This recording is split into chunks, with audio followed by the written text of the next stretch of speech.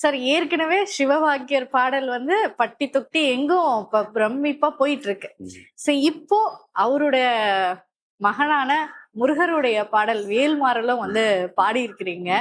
அது எப்படி இருந்தது? அதனுடைய ஆப்பர்ச்சுனிட்டி எப்படி வந்தது? வேல்மாறல் வந்து அது ஒரு மாதிரி, அதுவும் பயங்கரமான புல்லரிப்பு அனுபவம் தான். ரெக்கார்டிங்ல கூட அதுவும் ஜிப்ரான் அவர்கள் இசையில் தான் பாடினேன்.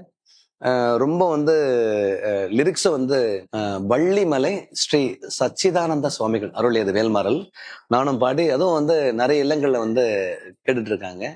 ரொம்ப சந்தோஷமான விஷயம் என்னன்னா, சிவபாக்கியர் நான் பாடினது வந்து கந்தசஷ்டி கவசம், சுப்ரபாதம், எஸ்பிபி சார் பாடின சிவன் பாடல்கள். அந்த வரிசையில வந்து காலை பொழுதுல வந்து நிறைய வீட்டுல வந்து நான் பாடின ஓடி ஓடி பாட்டும் கேக்குதுன்னு போது, போன ஜென்மத்துல வந்து நான் பண்ண புண்ணியம் தான் அது. நிறைய இடத்துல சொல்லிட்டேன், இங்கேயே சொல்லிடுறேன்.